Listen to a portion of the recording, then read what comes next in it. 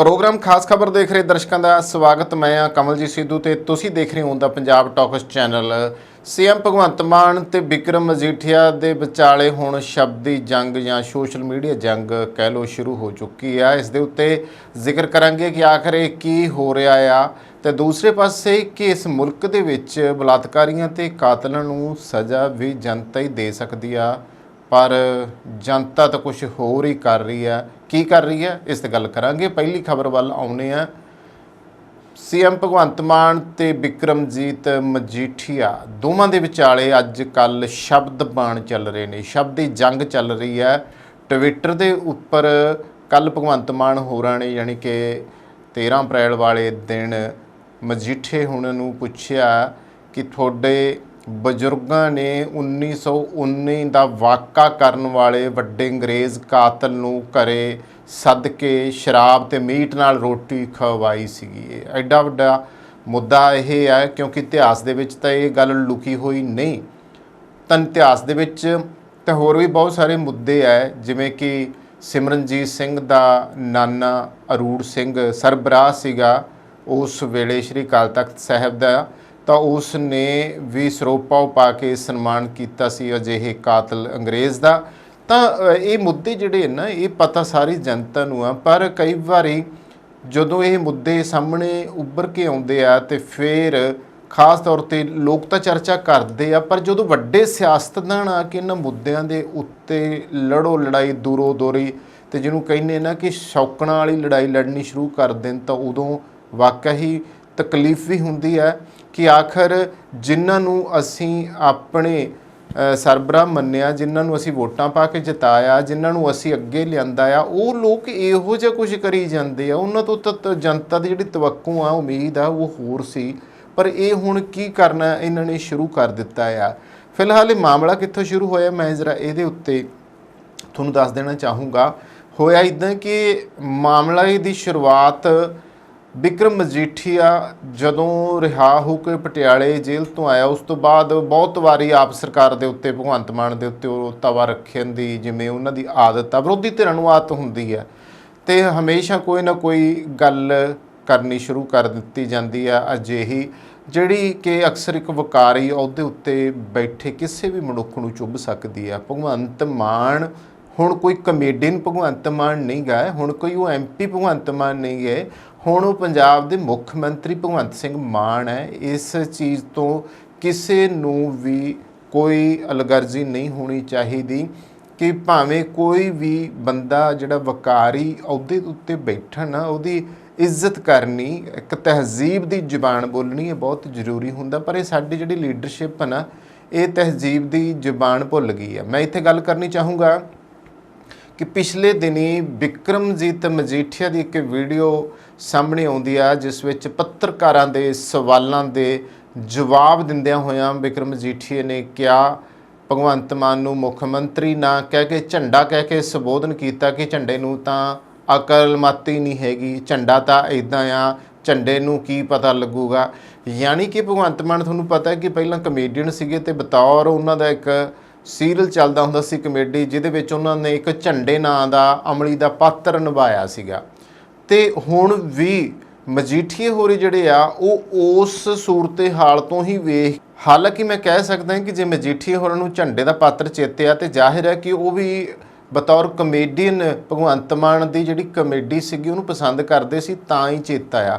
पर अज वो झंडे वाले पात्र नूं जोड़ के भगवंत मान नाल जोड़ के गल करनी ते फिर टौंच करनी या फिर शब्द बाण चलाउणे या फिर निहोरे मारने जिन्हों असीं कहने आ जां व्यंग करने, तां वो बड़ा अजीब लग्या आ कि एक सियासत विच उच्चे वकारी अहुदे उत्ते बैठा होया कोई भी मनुख आ उहनूं तुसीं इस तरीके दे नाल बद तहजीबी वाली जुबान दे विच गल करोगे तो जाहिर है कि उहदा खमियाजा जिहड़ा आ वो भुगतना पैंदा, क्योंकि कोई भी होवे ना तो बंदा बर्दाश्त नहीं करदा, तो तां फिर मुख मंत्री पंजाब आ।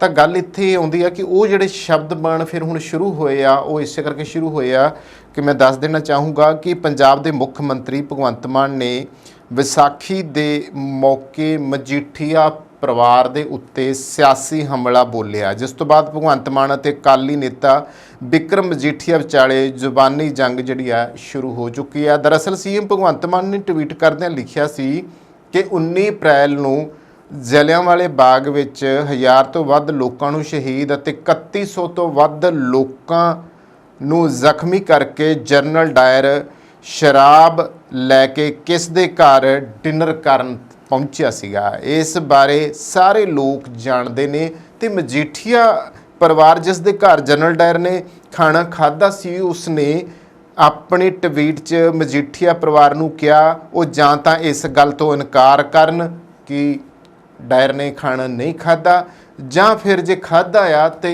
ਇਸ ਵਾਸਤੇ ਦੇਸ਼ ਵਾਸੀਆਂ ਤੋਂ ਮੁਆਫੀ ਮੰਗ ਲੈਣ। ਮੈਂ ਸਿਮਰਨਜੀਤ ਮਾਨ ਹੋਰਾਂ ਦੀ ਗੱਲ ਕੀਤੀ ਸੀ ਕਿ ਉਹਨਾਂ ਦੇ ਨਾਨਾ ਜਿਹੜੇ ਆ ਉਹ ਜਥੇਦਾਰ ਅਕਾਲ ਤਖਤ ਸੀ ਸਰਦਾਰ ਅਰੋੜ ਸਿੰਘ, ਤਾਂ ਬੀਤੇ ਕੁਝ ਮਹੀਨਿਆਂ ਦੇ ਵਿੱਚ ਸਿਮਰਨਜੀਤ ਸਿੰਘ ਮਾਨ ਨੂੰ ਵੀ ਕਿਸੇ ਪੱਤਰਕਾਰ ਨੇ ਪੁੱਛਿਆ ਕਿ ਤੁਹਾਡੇ ਨਾਨਾ ਜਿਹੜੇ ਸੀਗੇ ਉਹਨਾਂ ਦੇ ਉੱਤੇ ਇਹ ਇਲਜ਼ਾਮ ਲੱਗਦਾ ਆ, ਤੇ ਉਹ ਕਹਿੰਦੇ ਭਾਈ ਉਹਨਾਂ ਨੇ ਅਸਲ ਦੇ ਵਿੱਚ ਗੱਲ ਇਹ ਸੀਗੀ ਕਿ ਉਹਨਾਂ ਨੇ ਮੌਕਾ ਸੰਭਾਲਿਆ ਸੀ, ਉਸ ਵਕਾਰੀ ਅਹੁਦੇ ਦੇ ਉੱਤੇ ਕੋਈ ਵੀ ਬੈਠਾ ਹੁੰਦਾ ਉਹ ਮੌਕਾ ਸੰਭਾਲਦਾ, ਉਹਨਾਂ ਨੇ ਤਾਂ ਹੋਰ ਇਹ ਜਨਰਲ ਡਾਇਰ ਜਿਹੜਾ ਆ ਗੰਦ ਨਾ ਪਾਵੇ, ਇਸ ਤਰੀਕੇ ਜ਼ੁਲਮ ਨਾ ਕਰੇ, ਤੇ ਉਹਨਾਂ ਨੇ ਇਸ ਚੀਜ਼ ਨੂੰ ਇੱਕ ਤਰੀਕੇ ਨਾਲ ਵਲਿਆ ਹੀ ਸੀਗਾ। ਉਹਨਾਂ ਨੇ ਗੱਲ ਕਹਿ ਕੇ ਸਫਾਈ ਆਪਣੀ ਦੇ ਦਿੱਤੀ, ਪੱਲਾ ਝਾੜ ਗਿਆ, ਠੀਕ ਹੈ, ਖਤਮ ਹੋ ਗਈ ਗੱਲ। ਪਰ ਹੁਣ ਜਿਹੜਾ ਇਹ ਮਾਮਲਾ ਸੀਗਾ ਇਹਦੇ ਵਿੱਚ ਤਾਂ ਕੋਈ ਸ਼ੱਕ ਨਹੀਂਗਾ ਕਿ ਹਮੇਸ਼ਾ ਬਹੁਤ ਸਮਿਆਂ ਤੋਂ ਇਦਾਂ ਚੱਲਦਾ ਆ, ਜਿਸ ਦੇ ਹੱਥ ਤਾਕਤ ਹੁੰਦੀ ਹੈ ਨਾ, ਲੋਕ ਕਹਿੰਦੇ ਉਹਦਾ ਪਾਣੀ ਭਰਦੇ ਆ, ਤੇ ਇਸੇ ਤਰ੍ਹਾਂ ਸਮੇਂ ਤੇ ਜਿਹਦੇ ਹੱਥ ਵੀ ਤਾਕਤ ਹੋਈ ਆ, ਬਹੁਤੇ ਚਾਪਲੂਸ ਤੇ ਜਿਹੜੇ ਝੋਲੀ ਚੁੱਕ ਹੁੰਦੇ ਆ ਉਸ ਦਾ ਪਾਣੀ ਜ਼ਰੂਰ ਭਰਦੇ ਆ। ਇਹ ਫਿਤਰਤ ਹੈ, ਇਨਸਾਨੀ ਫਿਤਰਤ ਸਦੀਆਂ ਤੋਂ ਚੱਲੀ ਆ ਰਹੀ ਆ, ਇਹ ਇਕੱਲੇ ਸਾਡੇ ਮੁਲਕ 'ਚ ਨਹੀਂ ਗੀ, ਇਹ ਹਰੇਕ ਮੁਲਕ ਦੇ ਵਿੱਚ ਇੱਦਾਂ ਆ। ਇਹ ਮਨੁੱਖਤਾ ਦੀ ਇੱਕ ਭੈੜੀ ਫਿਤਰਤ ਮੰਨ ਲਓ, ਜਾਂ ਫਿਰ ਕਮਜ਼ੋਰੀ ਮੰਨ ਲਓ, ਜਾਂ ਫਿਰ ਘਾਟ ਮੰਨ ਲਓ, ਕੁਛ ਮੰਨ ਲਓ। ਅਸਲ ਵਿੱਚ ਇਹ ਸੀਗਾ ਕਿ ਉਸ ਸਮੇਂ ਅਗਰ ਜੇ ਮਜੀਠੀਆ ਪਰਿਵਾਰ ਨੇ ਇਹ ਕੁਛ ਕੀਤਾ, ਹਾਲੇ ਤੱਕ ਭਾਰਤ ਦੇ ਲੋਕਾਂ ਨੂੰ ਜਾਂ ਪੰਜਾਬ ਦੇ ਲੋਕਾਂ ਨੂੰ ਉਹਨਾਂ ਦੀ ਇਹ ਗੱਲ ਰੜਕਦੀ ਆ ਕਿ ਇੱਕ ਕਾਤਲ ਨੂੰ ਘਰੇ ਸੱਦ ਕੇ ਰੋਟੀ ਖਵਾਈ ਤਾਂ ਕਿਉਂ ਖਵਾਈ ਸੀ। ਸੋ ਇਸ ਗੱਲ ਨੂੰ ਲੈ ਕੇ ਭਗਵੰਤ ਮਾਨ ਹੋਰਾਂ ਨੇ ਮਜੀਠੀਆ ਪਰਿਵਾਰ ਨੂੰ ਜਿਹੜਾ ਆ ਘੇਰਿਆ ਆ, ਗੱਲ ਕੀਤੀ ਆ। ਇੱਥੇ ਮੈਂ ਤੁਹਾਨੂੰ ਦੱਸ ਦੇਣਾ ਚਾਹੂੰਗਾ, ਤਾਂ ਜਿਹੜੇ ਟਵੀਟ ਕੀਤੇ ਗਏ ਨੇ ਮੈਂ ਉਹਨਾਂ ਨੂੰ ਪੜ੍ਹ ਕੇ ਸੁਣਾਉਣਾ ਵੀ ਆਖਰ ਉਹ ਕਿੱਦਾਂ ਦੇ ਟਵੀਟ ਜੋ ਨੇ ਇੱਕ ਦੂਸਰੇ ਨੂੰ ਕਰ ਰਹੇ ਨੇ, ਔਰ ਵਾਰ-ਵਾਰ ਜੋ ਆ ਇੱਕ ਦੂਜੇ ਦੇ ਉੱਤੇ ਇਲਜ਼ਾਮ ਜੋ ਨੇ ਉਹ ਲਗਾਏ ਜਾ ਰਹੇ ਨੇ। ਤਾਂ ਟਵੀਟ ਜਿਵੇਂ ਸੀਗਾ, ਜਦੋਂ ਭਗਵੰਤ ਮਾਨ ਹੋਰਾਂ ਨੇ ਟਵੀਟ ਕੀਤਾ ਜਿਹਦੇ ਵਿੱਚ ਮੈਂ ਤੁਹਾਨੂੰ ਪੜ੍ਹ ਕੇ ਸੁਣਾਇਆ ਕਿ 19 ਅਪ੍ਰੈਲ 1919 ਨੂੰ ਜਲਿਆਂਵਾਲਾ ਬਾਗ ਦਾ ਜਿਹੜਾ ਕਤਲੇਆਮ ਹੋਇਆ ਸੀ, ਉਸ ਤੋਂ ਬਾਅਦ ਕਿ ਸ਼ਰਾਬ ਲੈ ਕੇ ਕਿਸ ਦੇ ਘਰ ਡਿਨਰ ਕਰਨ ਗਿਆ ਸੀ ਜਲਿਆਂਵਾਲੇ ਬਾਗ ਦੇ ਨਿਹੱਥੇ ਲੋਕਾਂ ਦਾ ਕਾਤਲ ਅੰਗਰੇਜ਼ ਡਾਇਰ, ਤਾਂ ਜ਼ਾਹਿਰ ਹੈ ਕਿ ਇਤਿਹਾਸ ਦੇ ਵਿੱਚ ਜਿਹੜੀ ਗੱਲ ਲਿਖੀ ਹੋਈ ਹੈ ਉਸ ਤੋਂ ਮੁਨੱਕਰ ਨਹੀਂ ਹੋਇਆ ਜਾ ਸਕਦਾ। ਇਸ ਨੂੰ ਲੈ ਕੇ ਜਦੋਂ ਭਗਵੰਤ ਮਾਨ ਹੋਰਾਂ ਨੇ ਇਹ ਟਵੀਟ ਕੀਤਾ ਤਾਂ ਫਿਰ ਸਾਹਮਣੇ ਨਿਕਲ ਕੇ ਆਈ ਉਹ ਗੱਲ ਕਿ ਤਾਂ ਅੱਗੋਂ ਜਿਹੜਾ ਬਿਕਰਮ ਮਜੀਠੀਆ ਸੀ ਉਹਨਾਂ ਨੇ ਭਗਵੰਤ ਮਾਨ ਦੇ ਟਵੀਟ ਦਾ ਜਵਾਬ ਦਿੰਦੇ ਹੋਏ ਲਿਖਿਆ ਹੈ ਕਿ ਤੂੰ ਇਧਰ ਉਧਰ ਦੀ ਗੱਲ ਨਾ ਕਰ, ਇਹ ਦੱਸ ਕਿ ਕਾਫਲਾ ਕਿਵੇਂ ਲੁੱਟਿਆ। ਯਾਨੀ ਉਰਦੂ ਦਾ ਸ਼ੇਰ ਸੀ ਕਿ ਤੂੰ ਇਧਰ ਉਧਰ ਕੀ ਬਾਤ ਨਾ ਕਰ, ਇਹ ਬਤਾ ਕਿ ਕਾਫਲਾ ਕੈਸੇ ਲੁੱਟਾ, ਹੈ ਨਾ। ਤਾਂ ਇਹ ਉਹਨੇ ਪੰਜਾਬੀ 'ਚ ਲਿਖ ਦਿੱਤਾ ਆ।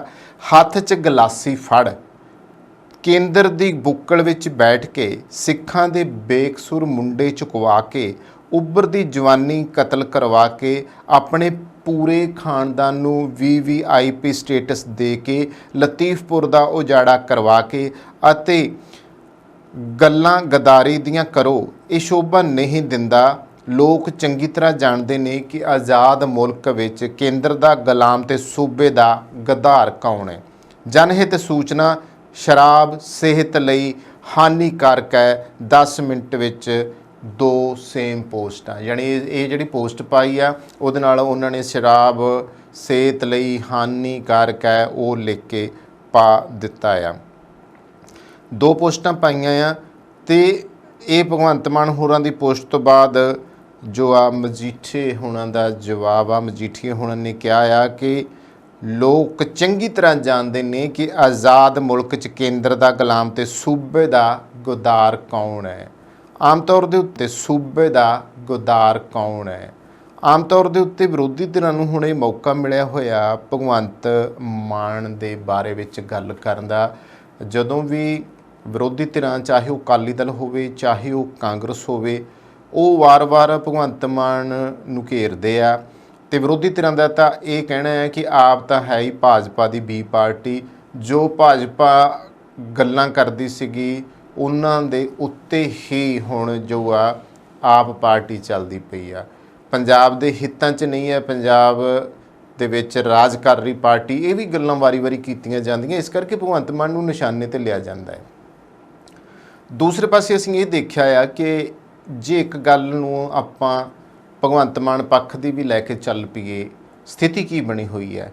ਜਦੋਂ ਦੀ ਆਪ ਸਰਕਾਰ ਆਈ ਹੈ, ਹੋਇਆ ਇਹ ਹੈ ਕਿ 75 ਸਾਲਾਂ ਦੇ ਵਿੱਚ ਤੂੰ ਚੜ੍ਹ ਤੇ ਮੈਂ ਉਤਰਾਂ ਵਾਲੀ ਜਿਹੜੀ ਸਥਿਤੀ ਬਣੀ ਹੋਈ ਸੀਗੀ, ਉਹ ਵਾਰ-ਵਾਰ ਕਿਤੇ ਕਚੋਟਦੀ ਰਹੀ ਆ ਸਾਰੇ ਪੰਜਾਬ ਨੂੰ ਕਿ 75 ਸਾਲਾਂ ਦੇ ਵਿੱਚ ਅਸੀਂ ਵਾਰ-ਵਾਰ ਕਾਂਗਰਸ ਨੂੰ ਆਉਂਦਿਆਂ ਦੇਖਿਆ, ਅਕਾਲੀਆਂ ਨੂੰ ਆਉਂਦੇ ਦੇਖਿਆ, ਭਾਜਪਾ ਨੂੰ ਆਉਂਦੇ ਦੇਖਿਆ ਤੇ ਲੋਕ ਅੱਕੇ ਪਏ ਸੀਗੇ। ਅੱਕੇ ਹੋਏ ਨੇ, ਜਾਣੀ ਕਿ ਹੁਣ ਉਹ ਬਦਲਾਅ ਜਿਹੜਾ ਸੀਗਾ ਉਹ ਲਿਆਂਦਾ। ਪਰ ਇਹਦੇ ਵਿੱਚ ਕੋਈ ਸ਼ੱਕ ਨਹੀਂ, ਜਿਵੇਂ ਕਿ ਅਸੀਂ ਫਿਲਮਾਂ ਦੇ ਵਿੱਚ ਦੇਖਦੇ ਹਾਂ, ਜੋ ਫਿਲਮਾਂ ਵਿੱਚ ਹੁੰਦਾ ਆ ਕਿ ਜੇ ਕੋਈ ਇਮਾਨਦਾਰੀ ਨਾਲ ਸਿਆਸਤ ਕਰਨਾ ਚਾਹੁੰਦਾ, ਰਾਜ ਕਰਨਾ ਚਾਹੁੰਦਾ ਆ, ਵਿਰੋਧੀ ਪਾਰਟੀਆਂ ਜਿਨ੍ਹਾਂ ਨੂੰ ਮੂੰਹ ਦੀ ਖਾਣੀ ਪਈ ਹੋਵੇ ਉਹ ਕਦਾਚਿਤ ਬਰਦਾਸ਼ਤ ਨਹੀਂ ਕਰਦੀਆਂ ਕਿ ਇਹਨਾਂ ਨੂੰ ਅਮਨ ਸ਼ਾਂਤੀ ਦੇ ਨਾਲ ਰਾਜ ਕਰਨ ਦਿੱਤਾ ਜਾਵੇ। ਤਿਵੇਂ ਹੀ ਪੰਜਾਬ ਦੇ ਸੰਦਰਭ 'ਚ ਜੇ ਅਸੀਂ ਉਸ ਪੱਖੋਂ ਵੀ ਦੇਖੀਏ ਨਾ, ਤੇ ਭਗਵੰਤ ਮਾਨ ਸਰਕਾਰ ਜਿਵੇਂ ਹੀ ਬਣੀ ਹੈ ਤਿਵੇਂ ਅਸੀਂ ਦੇਖਿਆ ਕਿ ਸਿੱਧੂ ਮੂਸੇਵਾਲੇ ਦਾ ਕਤਲ ਹੋ ਜਾਂਦਾ, ਸੰਦੀਪ ਨੰਗਲ ਅੰਬੀਆਂ ਦਾ ਕਤਲ ਹੋ ਜਾਂਦਾ ਆ। ਇਸ ਤੋਂ ਬਾਅਦ ਅਸੀਂ ਹੋਰ ਕਾਫੀ ਸਾਰੇ ਜਿਹੜੇ ਨੌਜਵਾਨ ਲੜਾਈਆਂ ਝਗੜੇ, ਫਿਰ ਠੱਗੀ ਚੋਰੀ ਡਕੈਤੀ ਦੀਆਂ ਘਟਨਾਵਾਂ, ਫਿਰ ਜੇਲ੍ਹਾਂ ਵਿੱਚ ਮੋਬਾਈਲ ਮਿਲਦੀਆਂ ਘਟਨਾਵਾਂ, ਜੇਲ੍ਹਾਂ ਦੇ ਵਿੱਚ ਹੁੰਦੇ ਕਾਂਡ, ਵੱਖ-ਵੱਖ ਤਰ੍ਹਾਂ ਦੇ ਗੈਂਗਸਟਰਵਾਦ ਨੂੰ ਉਦੋਂ ਜ਼ਿਆਦਾ ਹਵਾ ਮਿਲੀ ਆ। ਜਿੰਨਾ ਉਹਨਾਂ ਨੇ ਪਾਬੰਦੀ ਲਾਉਣ ਦੀ ਕੋਸ਼ਿਸ਼ ਕੀਤੀ ਆ, ਉਦੋਂ ਜ਼ਿਆਦਾ ਉਹਨੂੰ ਵਧਾਇਆ ਗਿਆ। ਜਿੰਨਾ ਚਿੱਟੇ ਦਾ ਨਸ਼ਾ ਬੰਦ ਕਰਾਉਣ ਦੀ ਗੱਲ ਕੀਤੀ ਗਈ ਆ, ਓਨਾ ਹੀ ਜ਼ਿਆਦਾ ਨਸ਼ਾ ਵੱਧ ਆਉਣਾ ਸ਼ੁਰੂ ਹੋ ਗਿਆ ਪੰਜਾਬ ਦੇ ਵਿੱਚ। ਤੇ ਜਿੰਨੇ ਨੌਜਵਾਨਾਂ ਦੇ ਬਾਰੇ ਗੱਲ ਕੀਤੀ ਜਾਂਦੀ ਸੀ ਕਿ ਹੁਣ ਕੋਈ ਨੌਜਵਾਨ ਮਰੂਗਾ ਨਹੀਂ, ਉਹਨੇ ਹੀ ਜਿਹੜੇ ਨੌਜਵਾਨ ਆ, ਤਾਂ ਇਹ ਜਿਹੜੀਆਂ ਸਥਿਤੀਆਂ ਸਾਰੀਆਂ ਬਣੀਆਂ ਹੋਈਆਂ ਆ, ਉਹ ਤੋਂ ਇੱਕ ਖਾਸ ਗੱਲ ਜ਼ਾਹਿਰ ਹੈ ਕਿ ਉਹ ਲੋਕ ਜਿਹੜੇ ਇੰਨੇ ਸਾਲਾਂ ਤੋਂ ਸੱਤਾ ਦੇ ਉੱਤੇ ਕਾਬਜ਼ ਸੀਗੇ, ਉਹ ਚਾਹੁੰਦੇ ਨਹੀਂ ਸੀ, ਕਿਉਂਕਿ ਉਹਨਾਂ ਦੇ ਜਿਵੇਂ ਉਹ ਇਹ ਨਾ ਕਿ ਚੋਰ ਤੇ ਕੁੱਤੀ ਰਲੇ ਹੋਏ ਆ ਕਈ ਥਾਵਾਂ ਦੇ ਉੱਤੇ, ਤੇ ਗੱਲ ਸਪਸ਼ਟ ਹੈ ਕਿ ਉਹ ਅਫਸਰਸ਼ਾਹੀ ਨਾਲ ਲੜੇ ਹੋਏ ਆ। ਉਹਨਾਂ ਦੀ ਵਜ੍ਹਾ ਕਰਕੇ ਜਿਹੜੀਆਂ ਪਿਛਲੀਆਂ ਪਾਰਟੀਆਂ ਗਈਆਂ, ਕੋਈ ਸ਼ੱਕ ਨਹੀਂ ਗਾ ਕਿ ਭ੍ਰਿਸ਼ਟਾਚਾਰ ਦੀਆਂ ਜੜ੍ਹਾਂ ਇੰਨੀਆਂ ਡੂੰਘੀਆਂ ਚਲਾ ਗਈਆਂ ਹੈ, ਇੰਨੀਆਂ ਡੂੰਘੀਆਂ ਚਲੀਆਂ ਗਈਆਂ ਹੈ ਕਿ ਇਹਨਾਂ ਨੂੰ ਹੱਥ ਪਾਉਣਾ, ਨੱਥ ਪਾਉਣਾ ਤਾਂ ਵੱਸ ਦੀ ਗੱਲ ਹੀ ਨਹੀਂ ਰਹੇਗੀ। ਤੁਸੀਂ ਕਿੰਨਾ ਕੁ ਕਰ ਲਓਗੇ, ਕਿੰਨੇ ਤੇ ਕੈਮਰੇ ਲਾ ਲਓਗੇ, ਕਿੰਨਾ ਕੁ ਕੁਛ ਕਰ ਲਓਗੇ, ਨਾ ਰਿਸ਼ਵਤਖੋਰੀ ਮੁੱਕਦੀ ਪਈ, ਨਾ ਭ੍ਰਿਸ਼ਟਾਚਾਰ ਮੁੱਕਦਾ ਪਿਆ, ਕਿਉਂਕਿ ਉਹਨਾਂ ਨੂੰ ਪਾਣੀ ਉਹਨਾਂ ਚੀਜ਼ਾਂ ਦੀ ਚੜ੍ਹੀ ਹੋਈ ਆ। ਉਹਨਾਂ ਨੂੰ ਲੱਗਦਾ ਕਿ ਜੇ ਅਸੀਂ ਪੈਸੇ ਲਏ ਬਿਨਾਂ ਕੰਮ ਕਰ ਦਾਂਗੇ ਤਾਂ ਉਹਨਾਂ ਨੂੰ ਲੱਗਦਾ ਉਹਨਾਂ ਨੂੰ ਨੀਂਦ ਨਹੀਂ ਆਉਣੀ, ਉਹਨਾਂ ਨੂੰ ਰੋਟੀ ਹਜ਼ਮ ਨਹੀਂ ਆਉਂਦੀ। ਉਹਨਾਂ ਦੇ ਤਾਂ ਕੰਮ ਚੱਲਦੇ ਹੀ ਇੱਦਾਂ ਆ ਕਿ ਜੇ ਉਹ ਇਸ ਤਰੀਕੇ ਨਾਲ ਰਿਸ਼ਵਤ ਲੈਣ, ਭ੍ਰਿਸ਼ਟਾਚਾਰੀ ਕਰਨ, ਤਾਂ ਉਹਨਾਂ ਦੇ ਕੰਮ ਚੱਲਣਗੇ। ਕੁੱਲ ਮਿਲਾ ਕੇ ਇੱਕ ਇਹ ਸਿਨੈਰੀਓ ਆ, ਇੱਕ ਇਹ ਦ੍ਰਿਸ਼ ਆ ਜਿਹੜਾ ਕਿ ਮੈਂ ਤੁਹਾਡੇ ਸਾਹਮਣੇ ਦਿਖਾਇਆ ਕਿ ਇਹ ਕੁਛ ਵੀ ਹੋਇਆ ਹੈ। ਤਾਂ ਫਿਲਹਾਲ ਭਗਵੰਤ ਮਾਨ ਸਰਕਾਰ ਆਪਣੇ ਤੌਰ ਦੇ ਉੱਤੇ ਰੰਗਲਾ ਪੰਜਾਬ ਬਣਾਉਣ ਦੀ ਗੱਲ ਕਰਦੀ ਆ, ਵਿਕਾਸ ਦੀਆਂ ਗੱਲਾਂ ਕਰਦੀ ਆ, ਕਾਫੀ ਕੁਛ ਕੀਤਾ ਜਾ ਰਿਹਾ। ਜਿੱਥੇ ਕਿਤੇ ਨੁਕਤਾ ਇਹੋ ਜਿਹਾ ਆਉਂਦਾ, ਉੱਥੇ ਹੀ ਵਿਰੋਧੀ ਧਿਰਾਂ ਫਿਰ ਘੇਰ ਕੇ ਬਹਿ ਜਾਂਦੀਆਂ ਵੀ ਆਹ ਹੋਇਆ ਉਹ ਹੋਇਆ। ਜਦੋਂ ਕਿ ਫਿਲਮੀ ਨਜ਼ਰੀਏ ਨਾਲ ਅਗਰ ਦੇਖਿਆ ਜਾਵੇ, ਕਹਾਣੀ ਦੇ ਨਜ਼ਰੀਏ ਨਾਲ ਦੇਖਿਆ ਜਾਵੇ, ਤਾਂ ਇਹ ਫਿਲਮਾਂ ਵਾਲੇ ਜੇ ਕੋਈ ਕਹਾਣੀਆਂ ਲਿਖਦੇ ਹਨ ਤਾਂ ਕਈ ਵਾਰੀ ਇਹੋ ਜਿਹੇ ਹਵਾਲੇ ਹੁੰਦੀ ਤਾਂ ਗੱਲ ਸੱਚੀ ਆ ਕਿ ਇਹਨਾਂ ਨੂੰ ਚਲਾਉਣ ਵਾਲਾ ਜਿਹੜਾ ਮੱਕੜ ਜਾਲ ਐਡਾ ਫੈਲਿਆ ਵਿਆ ਆ, ਉਹ ਨੈਟਵਰਕ ਬਹੁਤ ਤਕੜਾ ਪੰਜਾਬ ਦੇ ਵਿੱਚ, ਜਿਸ ਕਰਕੇ ਨਾ ਨਸ਼ਾ ਤਸਕਰੀ ਬੰਦ ਹੋ ਰਹੀ ਆ, ਨਾ ਸਮਗਲਿੰਗ ਬੰਦ ਹੋ ਰਹੀ ਆ, ਨਾ ਨਸ਼ੇ ਦੇ ਸੁਦਾਗਰ ਖਤਮ ਹੋ ਰਹੇ ਆ, ਨਾ ਵਿਕਣਾ ਬੰਦ ਹੋ ਰਿਹਾ, ਨਾ ਹੀ ਭ੍ਰਿਸ਼ਟਾਚਾਰ ਖਤਮ ਹੋ ਰਿਹਾ ਹੈ, ਨਾ ਰਿਸ਼ਵਤਖੋਰੀ ਬੰਦ ਹੋ ਰਹੀ ਆ, ਫਲਸਰੂਪ ਜਿਹੜੇ ਆ ਨਾ ਗੈਂਗਸਟਰ ਖਤਮ ਹੋ ਰਹੇ ਆ, ਤੇ ਨਾ ਹੀ ਗੁੰਡਾਗਰਦੀ, ਚੋਰੀ ਡਕੈਤੀ, ਕਤਲ, ਜਿੰਨੇ ਕੁਛ ਇਹ ਪੰਜਾਬ ਦੇ ਵਿੱਚ ਹੋ ਰਿਹਾ। ਤਾਂ ਸੋਚੋ ਜਰਾ ਕਿ ਕਿਸੇ ਚੰਗੀ ਭਲੀ ਸਰਕਾਰ ਨੂੰ ਜੇ ਬਦਨਾਮ ਕਰਨਾ ਹੋਵੇ ਤਾਂ ਉਹਨੂੰ ਇੰਨਾ ਕੁ ਠਿੱਠ ਕੀਤਾ ਜਾਵੇ, ਇੰਨਾ ਕੁ ਠਿੱਠ ਕੀਤਾ ਜਾਵੇ ਕਿ ਕੋਈ ਨਾ ਕੋਈ ਮੁੱਦਾ ਜਿਹੜਾ ਆ ਉਹ ਖੜਾ ਕੀਤਾ ਜਾਵੇ। ਇੱਥੋਂ ਤੱਕ ਕਿ ਹੁਣ ਇਹ ਵੀ ਗੱਲ ਸਾਹਮਣੇ ਆਉਂਦੀ ਹੈ ਕਿ ਜਿਹੜਾ ਅੰਮ੍ਰਿਤਪਾਲ ਸਿੰਘ ਵਾਲਾ ਮੁੱਦਾ ਸੀਗਾ ਉਹ ਵੀ ਇਸ ਕਰਕੇ ਖੜਾ ਕੀਤਾ ਗਿਆ ਕਿ ਭਗਵੰਤ ਮਾਨ ਨੂੰ ਜਿਹੜਾ ਆ ਬਦਨਾਮ ਕੀਤਾ ਜਾਵੇ, ਉਹਦੀ ਸਰਕਾਰ ਨੂੰ ਬਦਨਾਮ ਕੀਤਾ ਜਾਵੇ, ਜਾਂ ਫਿਰ ਕੇਂਦਰ ਦੀ ਗੱਲ ਵੀ ਇੱਥੇ ਲੋਕ ਕਰਦੇ ਆ, ਬੁੱਧੀਜੀਵੀ ਕਰਦੇ ਆ, ਮਾਹਿਰ ਕਰਦੇ ਆ ਕਿ ਕੇਂਦਰ ਦਾ ਪ੍ਰਾਪੇਗੰਡਾ ਸੀਗਾ, ਅੰਮ੍ਰਿਤਪਾਲ ਨੂੰ ਕੇਂਦਰ ਨੇ ਲਾਇਆ, ਏਜੰਸੀਆਂ ਦਾ ਬੰਦਾ ਸੀਗਾ। ਇਸ ਵਜ੍ਹਾ ਕਰਕੇ ਕਿ ਪੰਜਾਬ ਸਰਕਾਰ ਜਿਹੜੀ ਆ ਜਾਂ ਆਪ ਸਰਕਾਰ ਆ ਦਿੱਲੀ 'ਚ ਵੀ ਭਾਜਪਾ ਨੂੰ ਹਰਾ ਚੁੱਕੀ ਆ, ਇੱਥੇ ਵੀ ਪੈਰ ਨਾ ਕਾਂਗਰਸ ਦੇ ਲੱਗਣ ਦਿੱਤੇ ਨਾ ਭਾਜਪਾ ਦੇ ਲੱਗਣ ਦਿੱਤੇ ਆ, ਅਕਾਲੀਆਂ ਦਾ ਤੋਂ ਹੀ ਸੂਪੜਾ ਸਾਫ਼ ਹੋ ਗਿਆ। ਇਸ ਕਰਕੇ ਉਹ ਕਿਤੇ ਇੱਕ ਬਦਲਾ ਵੀ ਆ, ਜਿਵੇਂ ਕਿ ਕੇਂਦਰ ਦੀ ਧੱਕੇਸ਼ਾਹੀ ਵੀ ਆਮ ਵੇਖਣ 'ਚ ਆਉਂਦੀ ਹੈ। ਜਿਵੇਂ ਹੁਣ ਕਿਸਾਨੀ ਵਾਲੇ ਮੁੱਦੇ ਦੇ ਉੱਤੇ ਕਟੌਤੀ ਕੀਤੀ ਗਈ ਸੀਗੀ ਤਾਂ ਭਗਵੰਤ ਮਾਨ ਹੋਰਾਂ ਨੇ ਕਿਹਾ ਕਿ ਅਸੀਂ ਝੁਕਾਂਗੇ ਨਹੀਂ, ਕੇਂਦਰ ਮੰਗੂਗਾ ਆਪਣੇ ਆਪ ਤਾਂ ਉਦੋਂ ਅਸੀਂ ਜਵਾਬ ਦੇਵਾਂਗੇ। ਇਹ ਵੱਡੀਆਂ ਗੱਲਾਂ ਜਿਹੜੀਆਂ ਨਿਕਲ ਕੇ ਆਉਂਦੀਆਂ, ਜ਼ਾਹਿਰ ਹੈ, ਸਪਸ਼ਟ ਹੈ ਕਿ ਬਾਕੀ ਜੋ ਮੁੱਦੇ ਆ ਕਿ ਪੰਜਾਬ ਨੂੰ ਅਣਦੇਖਿਆ ਕਰਨਾ, ਇਹ ਉਹ ਕੇਂਦਰ ਦੀਆਂ ਸ਼ੁਰੂ ਤੋਂ ਹੀ ਚੱਲ ਰਹੀਆਂ। ਇਸ ਕਰਕੇ ਪੰਜਾਬ ਤਾਂ ਆਪਣੀਆਂ ਮੰਗਾਂ ਲਈ ਅੜਿਆ ਰਹੂਗਾ। ਪੰਜਾਬ ਕਦੇ ਇਸ ਮਾਮਲੇ ਦੇ ਵਿੱਚ ਨਾ ਝੁਕੂਗਾ, ਕਿਉਂਕਿ ਜਿਹੜੀ ਗੱਲ ਖਰੀ ਆ, ਸਪਸ਼ਟ ਆ, ਉਹ ਹੈਗੀ ਆ। ਉਸ ਦੇ ਉੱਤੇ ਭਗਵੰਤ ਮਾਨ ਸਰਕਾਰ ਵੀ ਜਦੋਂ ਗੱਲ ਕਰਦੀ ਆ ਤਾਂ ਉਹਨਾਂ ਦੀ ਕੋਸ਼ਿਸ਼ ਹੈ ਕਿ ਪੰਜਾਬ ਨੂੰ ਜਿਹੜੀਆਂ ਤਾਕਤਾਂ ਬਦਨਾਮ ਕਰਦੀਆਂ ਪਈਆਂ ਨੇ ਉਹ ਬਦਨਾਮ ਨਾ ਕਰਨ, ਕਿਉਂਕਿ ਪੰਜਾਬ ਜੋ ਆ ਉਹ ਅਸਲ ਦੇ ਵਿੱਚ ਰੰਗਲਾ ਪੰਜਾਬ ਬਣਾਉਣਾ ਹੈ। ਤਾਂ ਉਹਦੇ ਵਿੱਚ ਜਿੱਦਾਂ ਦਾ ਇਹ ਕੁਛ ਕਰ ਰਹੇ ਆ, ਇਹ ਕਾਰਨ ਨਹੀਂ ਹੋ ਨਹੀਂ ਰਿਹਾ, ਇਹ ਕਰਵਾਇਆ ਜਾ ਰਿਹਾ ਪੰਜਾਬ ਨੂੰ ਬੱਦੂ ਕਰਨ ਵਾਸਤੇ, ਕਿਉਂਕਿ ਪੰਜਾਬ ਨੂੰ ਤਾਂ ਮਸਾਂ ਸਾਹ ਆਇਆ ਸੀਗਾ। ਤੇ ਆ ਹੁਣ ਅੰਮ੍ਰਿਤਪਾਲ ਵਾਲੇ ਕੇਸ ਤੋਂ ਬਾਅਦ ਇਸ 'ਚ ਕੌਮੀ ਮੀਡੀਆ ਦੀ ਭੂਮਿਕਾ, ਇਹ ਜੋ ਕੌਮੀ ਮੀਡੀਆ ਦੀ ਭੂਮਿਕਾ ਆ, ਇਹ ਭੂਮਿਕਾ ਵਾਕਿਆ ਹੀ ਹੈਰਾਨ ਕਰ ਦੇਣ ਵਾਲੀ ਆ ਵੀ ਇੱਕ ਪੂਰਾ ਪ੍ਰਾਪੇਗੰਡਾ ਲਗਾਤਾਰ 1 ਮਹੀਨੇ ਤੋਂ ਚੱਲਦਾ ਪਿਆ ਆ ਕਿ ਪੰਜਾਬ ਦੇ ਵਿੱਚ ਬਹੁਤ ਦਹਿਸ਼ਤ ਹੈ, ਪੰਜਾਬ ਵਿੱਚ ਫਿਰ ਖਾਲਿਸਤਾਨ ਬਣ ਜਾ ਰਿਹਾ, ਫਿਰ ਆ ਕੁਛ ਬਣ ਜਾ ਰਿਹਾ। ਤਾਂ ਮੈਂ ਜੁੜਦੀ ਗੱਲ ਇਹ ਵੀ ਕਰਨਾ ਕਿ ਜਥੇਦਾਰ ਗਿਆਨੀ ਹਰਪ੍ਰੀਤ ਸਿੰਘ ਅਕਾਲ ਤਖਤ ਸਾਹਿਬ ਹੋਰਾਂ ਨੇ ਵੀ ਅੱਜ ਵਿਸਾਖੀ ਦੇ ਮੌਕੇ ਦੇ ਉੱਤੇ ਜਿਸ ਤਰੀਕੇ ਤਲਵੰਡੀ ਸਾਬੋ ਦਮਦਮਾ ਸਾਹਿਬ ਤੋਂ ਬਿਆਨ ਦਿੱਤਾ ਹੈ ਕਿ ਪੰਜਾਬ ਦੇ ਵਿੱਚ ਕੋਈ ਇਹੋ ਜਿਹੀ ਗੱਲ ਨਹੀਂ ਹੈਗੀ ਜਿੱਡੀ ਗੱਲ ਉਡਾਈ ਗਈ ਹੈ, ਪੰਜਾਬ ਦੇ ਵਿੱਚ ਇਸ ਗੱਲੋਂ ਅਮਨ ਸ਼ਾਂਤੀ ਆ। ਸੋ ਕੁੱਲ ਮਿਲਾ ਕੇ ਇਹ ਹੈ ਕਿ ਜੋ ਸਥਿਤੀ ਖੈਰ ਬਣੀ ਹੋਈ ਆ, ਅਖੀਰ 'ਚ ਮੈਂ ਇਹੀ ਕਹੂੰਗਾ ਕਿ ਜੋ ਸ਼ਬਦੀ ਬਾਣ ਚੱਲਦੇ ਪਏ ਨੇ, ਸੱਚ ਕਦੇ ਝੁਠਲਾਇਆ ਨਹੀਂ ਜਾ ਸਕਦਾ, ਸੱਚ ਸੱਚ ਹੀ ਹੁੰਦਾ ਆ। ਪਰ ਹੁਣ ਜਿਹੜੀ ਸ਼ਬਦ ਬਾਣ ਚੱਲਦੇ ਪਏ ਨੇ ਉਹ ਐਡੇ ਉੱਚੇ ਅਹੁਦਿਆਂ ਦੇ ਉੱਤੇ ਬੈਠੇ ਹੋਏ ਰੁਤਬੇ ਵਾਲੇ ਲੋਕਾਂ ਨੂੰ ਚੰਗੇ ਨਹੀਂ ਲੱਗਦੇਗੇ। ਇਹ ਲੜਾਈ ਜਿਹੜੀ ਹੈ ਇਹ ਇਕੱਲੇ ਭਗਵੰਤ ਮਾਨ ਹੋਰਾਂ ਦੀ ਲੜਾਈ ਨਹੀਂ, ਜਾਂ ਜੇ ਇਤਿਹਾਸ ਵਿੱਚੋਂ ਗੱਲ ਚੁੱਕ ਕੇ ਸਾਹਮਣੇ ਲਿਆਂਦੀ ਹੈ ਤਾਂ ਇਹ ਇਕੱਲਾ ਭਗਵੰਤ ਮਾਨ ਹੋਰਾਂ ਦੇ ਵੀ ਪੁੱਛਣ ਦਾ ਮੁੱਦਾ ਨੀਗਾ। ਮੁੱਦਾ ਸਿਰਫ ਇਹ ਹੈ ਕਿ ਘੱਟੋ ਘੱਟ ਪੂਰਾ ਪੰਜਾਬ ਤਾਂ ਜਾਣਦਾ ਹੀ ਨਾ ਇਹਨਾਂ ਮੌਕਾਂ ਨੂੰ, ਜਿਹੜੇ ਇਤਿਹਾਸ ਪੜ੍ਹਨ ਵਾਲੇ ਉਹਨਾਂ ਨੂੰ ਤਾਂ ਪਤਾ ਹੀ ਹੈ ਨਾ। ਤੇ ਫਿਰ ਅੱਜ ਗੱਡੇ ਮੁਰਦੇ ਪੱਟਣ ਦਾ ਕੋਈ ਫਾਇਦਾ ਨੀਗਾ। ਗੱਲ ਦਲੀਲ ਨਾਲ ਇੱਕ ਦੂਜੇ ਨੂੰ ਕਹੀ ਜਾ ਸਕਦੀ ਹੈ, ਪਰ ਕੀ ਆਖੀਏ ਕਿ ਜਦੋਂ ਹੁਣ ਸਥਿਤੀਆਂ ਹੀ ਇਹੋ ਜਿਹੀਆਂ ਹੋ ਗਈਆਂ, ਹੁਣ ਇੱਦਾਂ ਦੀਆਂ ਜੰਗਾਂ ਅੱਗੇ ਹੁੰਦੇ ਸੀਗੇ ਵੀ ਸ਼ਰੇਆਮ ਲਲਕਰਾ ਮਾਰ ਕੇ ਜੰਗ ਹੁੰਦੀ ਸੀ, ਤੇ ਹੁਣ ਜੰਗਾਂ ਜਿਹੜੀਆਂ ਹੁਣ ਜਿਹੜੇ ਵਿਰੋਧ ਆ, ਹੁਣ ਜਿਹੜੀ ਇੱਕ ਦੂਜੇ ਦੇ ਨਾਲ ਖਿੱਚੋਤਾਣ, ਉਹ ਫਿਰ ਇੱਦਾਂ ਹੀ ਚੱਲਦੀ ਪਈ ਹੈ, ਜਿਹੜੇ ਕਿ ਹੁਣ ਚਰਚਾ ਦਾ ਵਿਸ਼ਾ ਇਹਨਾਂ ਦਿਨਾਂ ਵਿੱਚ ਬਣੀ ਹੋਈ ਆ।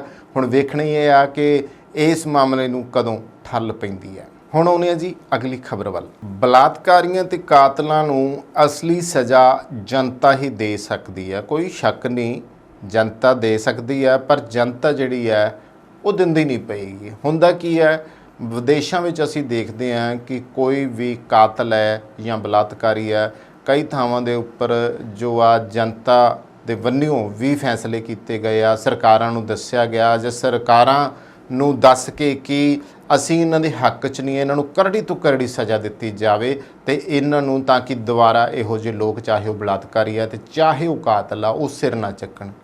ਸਾਡੇ ਇੱਥੇ ਪਤਾ ਕੀ ਹੋ ਰਿਹਾ, ਸਾਡੇ ਇੱਥੇ ਇਹ ਸਥਿਤੀ ਬਿਲਕੁਲ ਉਲਟ ਹੈ।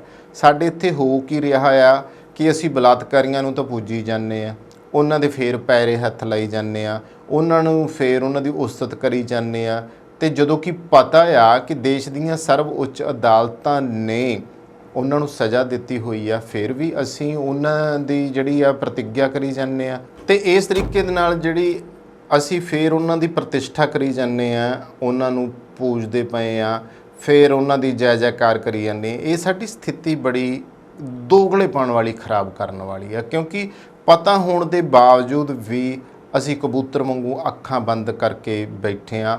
ਚਾਹੇ ਉਹ ਮਾਮਲਾ ਬਲਕੀਸ ਬਾਨੋ ਦੇ ਕਾਤਲਾਂ ਦਾ ਹੋਵੇ ਜਾਂ ਫਿਰ ਉਹ ਸੌਦਾ ਸਾਧ ਵਰਗਿਆਂ ਦਾ ਹੋਵੇ ਜਾਂ ਆਸਾ ਰਾਮ ਵਰਗੇ ਬਲਾਤਕਾਰੀ ਸਾਧਾਂ ਦਾ ਹੋਵੇ ਜਾਂ ਇੱਦਾਂ ਦੇ ਕਈ ਹੋਰ ਸਚਿਵਾਨੰਦ ਵਰਗੇ ਜਿਹੜੇ ਸਾਧ ਫੜੇ ਹੋਏ ਆ ਅੰਦਰ, ਫਿਰ ਵੀ ਬਹੁਤ ਲੋਕ ਇਹੋ ਜਿਹੇ ਆ ਜਿਹੜੇ ਉਹਨਾਂ ਦੀ ਪੂਜਾ ਕਰੀ ਜਾਂਦੇ ਆ, ਉਹਨਾਂ ਦੀ ਉਸਤਤ ਕਰੀ ਜਾਂਦੇ ਆ, ਉਹਨਾਂ ਦੀਆਂ ਫੋਟੋਆਂ ਲਾਈ ਬੈਠੇ ਆ।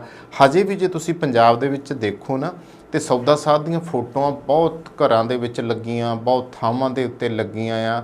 ਔਰ ਇਹ ਪਹਿਲਾ ਮੁਲਕ ਹੋਊਗਾ ਜਿੱਥੇ ਹੈਰਾਨੀ ਦੀ ਗੱਲ ਹੈ ਕਿ ਇੱਕ ਬਲਾਤਕਾਰੀ ਸਾਧ ਦੀ ਉਵੇਂ ਹੀ ਪੂਜਾ ਕੀਤੀ ਜਾ ਰਹੀ ਹੈ ਜਿਵੇਂ ਕਿ ਉਹਨੇ ਕੁਛ ਕੀਤਾ ਹੀ ਨਾ ਹੋਵੇ। ਜੇ ਉਹਨੇ ਐਡੇ ਵੱਡਾ ਕਾਂਡ ਕੀਤਾ ਆ, ਧੀਆਂ ਦੀ ਬੇਹੁਰਮਤੀ ਕੀਤੀ ਆ, ਲੋਕਾਂ ਦੇ ਕਤਲ ਕੀਤੇ ਆ, ਤਾਂ ਉਹਦੇ ਵਾਸਤੇ ਦੇਖੋ ਸਜ਼ਾ ਦਿੱਤੀ ਆ। ਤੇ ਇਸ ਗੱਲ ਨੂੰ ਵੇਖੋ, ਪਹਿਲਾਂ ਹਰਿਆਣਾ ਸਰਕਾਰ ਝੁਠਲਾ ਕੇ ਹਟੀ ਆ।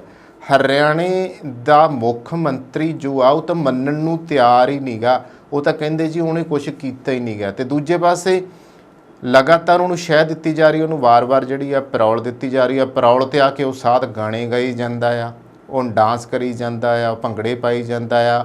ਉਹ ਸਾਧ ਦੀ ਉਸਤਤ ਕਰਨ ਵਾਲੀਆਂ ਤੀਵੀਆਂ ਉਹੋ ਹੀ ਪਤਾ ਹੈ ਕਿ ਔਰਤਾਂ ਦੀ ਬੇਹੁਰਮਤੀ, ਉਹਨਾਂ ਦੇ ਨਾਲ ਬਲਾਤਕਾਰ ਦੇ ਮਾਮਲੇ 'ਚ, ਕਤਲ ਦੇ ਮਾਮਲੇ 'ਚ ਸਾਧ ਅੰਦਰ ਗਿਆ ਆ, ਉਹੀ ਉਹਦੇ ਬੋਲੀਆਂ ਪਾਈ ਜਾਂਦੀਆਂ, ਉਹਦੇ ਗੀਤ ਗਾਈ ਜਾਂਦੀਆਂ ਆ। ਸਾਧ ਆਨਲਾਈਨ ਜਿਹੜੇ ਆ ਸਤਸੰਗ ਕਰੀ ਜਾਂਦਾ। ਕਿੱਡੀ ਹੈਰਾਨੀ ਦੀ ਗੱਲ ਆ। ਲੋਕਾਂ 'ਚ ਇਹਦਾ ਮਤਲਬ ਆ ਵੀ ਜ਼ਮੀਰ ਮਰ ਗਿਆ ਜਾਂ ਫਿਰ ਲੋਕ ਜਿਹੜੇ ਹੈਗੇ ਆ ਉਹ ਅੱਖੋਂ ਹੀ ਅੰਨੇ ਹੋ ਗਏ ਆ। ਉਹ ਅੰਨੀ ਸ਼ਰਧਾ ਜਿਹੜੀ ਆ ਉਹਨਾਂ ਦਾ ਬੇੜਾ ਗਰਕ ਕੀਤਾ ਹੋਇਆ। ਇਹ ਸਥਿਤੀਆਂ ਬਣੀਆਂ ਹੋਈਆਂ। ਇਸ ਕਰਕੇ ਇਸ ਦੇਸ਼ ਦੇ ਵਿੱਚ ਜਿਹੜਾ ਆ ਇਹਨਾਂ ਚੀਜ਼ਾਂ ਨੂੰ ਜਦੋਂ ਵੇਖੀਦਾ ਨਾ ਉਦੋਂ ਬੜੀ ਤਕਲੀਫ ਹੁੰਦੀ ਹੈ ਕਿ ਕੀ ਤਵੱਕੂ ਕਰਾਂਗੇ ਇਹੋ ਜਿਹੇ ਲੋਕਾਂ ਦੇ ਉੱਤੇ ਜਿਹੜੇ ਫਿਰ ਇਹਨਾਂ ਨੂੰ ਮੰਨੀ ਜਾਂਦੇ। ਇੱਥੇ ਮੈਂ ਹਵਾਲਾ ਜਿਹੜਾ ਤੁਹਾਨੂੰ ਦੇਣਾ ਚਾਹੁੰਦਾ ਹਾਂ ਉਹ ਇਹ ਹੈ ਕਿ ਬਲਕੀਸ ਬਾਨੋ ਦੀ ਜਿਹੜੀ ਕਹਾਣੀ ਹੈ ਤੁਸੀਂ ਸਾਰਿਆਂ ਨੇ ਸੁਣੀ ਹੈ। ਗੁਜਰਾਤ ਦੇ ਵਿੱਚ ਦੰਗੇ ਹੋਏ ਸੀ ਤੇ ਜਦੋਂ ਬਲਕੀਸ ਬਾਨੋ ਦੀ ਕਹਾਣੀ ਕੋਈ ਆਮ ਇਨਸਾਨ ਸੁਣਦਾ ਹੈ ਤੇ ਉਸਦਾ ਦਿਲ ਦਹਿਲ ਜਾਂਦਾ। ਉਸ ਔਰਤ ਦੇ ਪਰਿਵਾਰ ਦੇ 7 ਜੀਆਂ ਨੂੰ ਉਹਦੀਆਂ ਅੱਖਾਂ ਦੇ ਸਾਹਮਣੇ ਬੇਰਹਿਮੀ ਨਾਲ ਕਤਲ ਕਰ ਦਿੱਤਾ ਗਿਆ, ਜਿਨ੍ਹਾਂ ਵਿੱਚ ਉਸ ਦੀ 3 ਸਾਲ ਦੀ ਬੇਟੀ ਵੀ ਸੀ ਤੇ ਉਹ ਆਪ 5 ਮਹੀਨੇ ਦੀ ਗਰਭਵਤੀ ਸੀ ਜਦੋਂ ਉਸ ਨਾਲ ਸਮੂਹਕ ਬਲਾਤਕਾਰ ਕੀਤਾ ਗਿਆ, ਜਿਸ ਕਾਰਨ ਬਲਕੀਸ ਬਾਨੋ ਆਪਣੇ ਪੇਟ ਵਿੱਚ ਪਲ ਰਹੇ ਬੱਚੇ ਨੂੰ ਗਵਾ ਬੈਠੀ। ਇਹ ਗੱਲਾਂ ਮੈਨੂੰ ਕਹਿਣੀਆਂ ਔਖੀਆਂ, ਤੁਹਾਨੂੰ ਸੁਣਨੀਆਂ ਔਖੀਆਂ ਹੋਈਆਂ ਹੋਣਗੀਆਂ। ਜਿਹਦੇ ਨਾਲ ਹੋਈਆਂ ਆ ਉਹਦੇ 'ਤੇ ਕੀ ਬੀਤਦੀ ਹੋਣੀ ਆ, ਸੁਣੋ ਜਰਾ।